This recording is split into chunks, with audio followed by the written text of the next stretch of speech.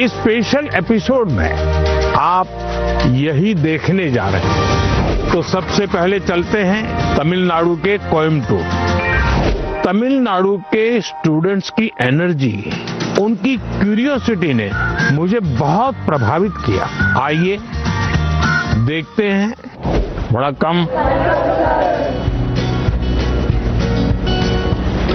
तो आप लोगों को कुछ खाने पीने को मिला कि नहीं? क्या मिला? नहीं, हमें घर से लेके आए थे।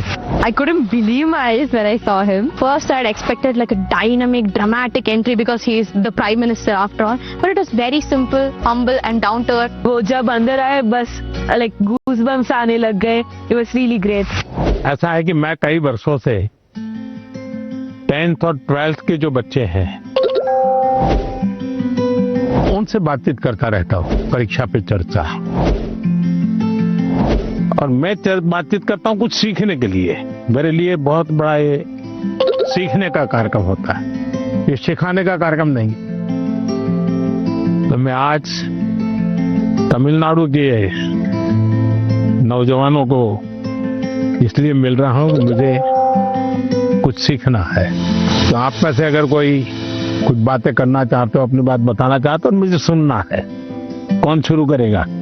छवि जैन है मेरा नाम। मुझे स्टार्टअप करना है, तो मुझे किन किन विषय की जानकारी चाहिए और एजुकेशनल लेवल पे मुझे क्या करना होगा जिससे मुझे स्टार्टअप के लिए मदद मिल सके। आपकी बात एकदम सही है। मैं भी आजकल जब भी किसी नौजवान से मिलता हूँ तो तुरंत कहते हैं स्टार्टअप। पहले आपका ध्यान इस बात पे होना चाहिए कि आप क्या करना चाहते हैं। कुछ स्टार्टअप ऐसे हैं जो सिर्फ टेक्नोलॉजी में इनोवेशन करना चाहते हैं।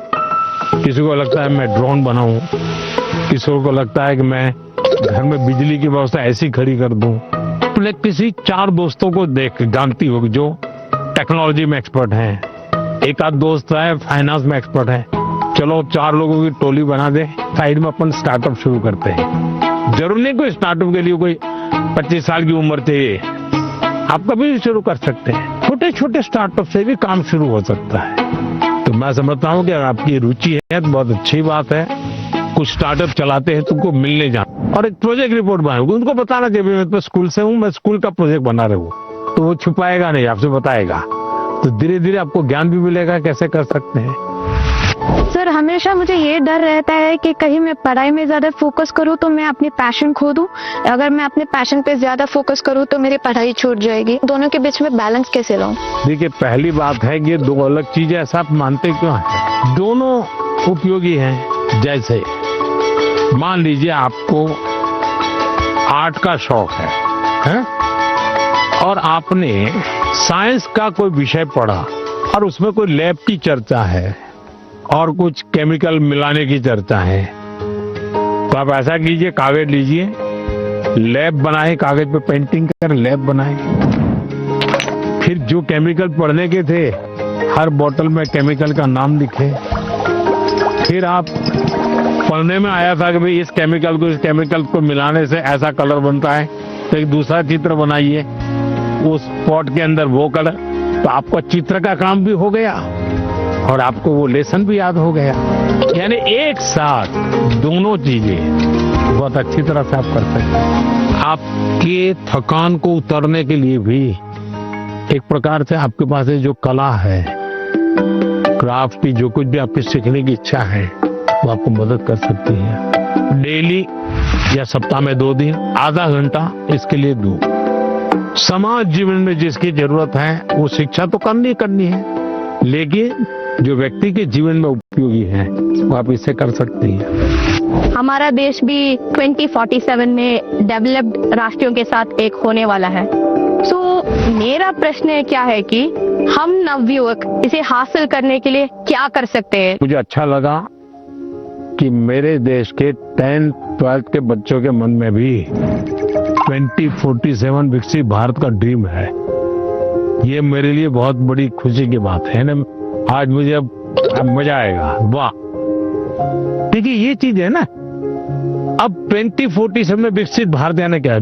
आपने कभी सिंगापुर के विषय में सुना होगा। सिंगापुर एक जमाने में एक मछुआरों का छोटा सा गांव था, उसमें से आज इतना बड़ा बन गया।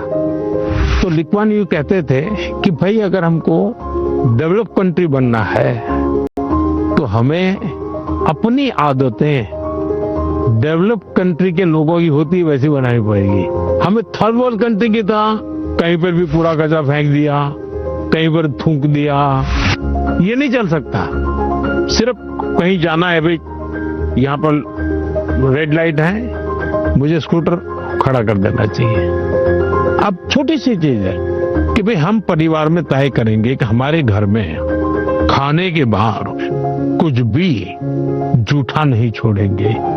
बताइए, सब लोग ऐसा करें तो कितना खाना बचेगा, कितना बड़ा फायदा होगा। तो एक नागरिक के नाते मैं अगर इन चीजों का जीवन में ठीक से पालन करूं तो मतलब कि मैं विकसित भारत के लिए कंट्रीब्यूट कर रहा हूं। अब जैसे वोकल फॉर लोकल,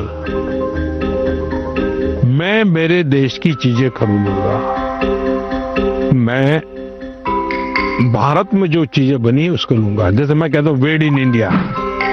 अब कुछ लोग, पैसे वाले लोगों को लगता है दुबई में जाके शादी करेंगे, वहां हिंदुस्तान में क्या कमी है भाई?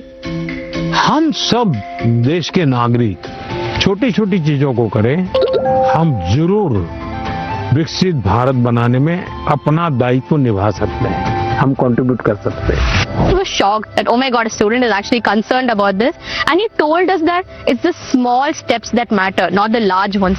मेरा आपसे प्रश्न ये है कि कोई भी छात्र या कोई भी मनुष्य अपना जीवन जब व्यतीत करता है तो बहुत सारी चुनौतियों का सामना करता है। जब चीजें डिफिकल्ट हो जाती है तभी हमको हमारा जो मोटिवेशन होता है जीवन व्यतीत करने में वो कम होता है। तो ऐसी स्थिति में सफलता प्राप्त करने के लिए हमें मोटिवेशन की जरूरत है या अनुशासन की? दोनों चीजें महत्वपूर्ण है जीवन में। अगर अनुशासन है ही नहीं तो कितना ही इंस्पिरेशन होगा तो वो इंस्पिरेशन क्या काम का आएगा? मान लीजिए एक किसान है, उसको प्रेरणा मिल रही है, बगल वाला किसान बहुत फसल कर रहा है, इंस्पिरेशन है कि यार उसकी तो 1 एकड़ भूमि है, मेरी तो 4 एकड़ भूमि है, वो ज्यादा कमाता है, मैं कम कमाता हूं, तो उसको इंस्पिरेशन तो वहां से मिलता है। लेकिन ये बारिश के पहले जोतना चाहिए, वो सोचना नहीं, देखेंगे अब हफ्ते के बाद करेंगे। अगर खेत जोतेगा नहीं और बारिश आ गई फिर वो कुछ भी करे उसकी तो हालत खराब ही रहेगी। तो उसके अंदर वो डिसिप्लिन नहीं था, इंस्पिरेशन था कि मैं उसकी जितनी कमाई करूं, लेकिन डिसिप्लिन नहीं थे। भाई मुझे इस समय के पहले खेत जोत के रखना चाहिए, बीज की जरूरत है ला करके रखना चाहिए, बीज को तैयार करने का काम करना चाहिए, तो डिसिप्लिन नहीं था। जीवन में डिसिप्लिन बहुत अनिवार्य है। इंस्पिरेशन में सोने में सुहागा का काम करता है। अगर डिसिप्लिन नहीं है, कितना ही इंस्पिरेशन क्यों ना हो, वो फिर बोझ बन जाता है, निराशा पैदा करता है।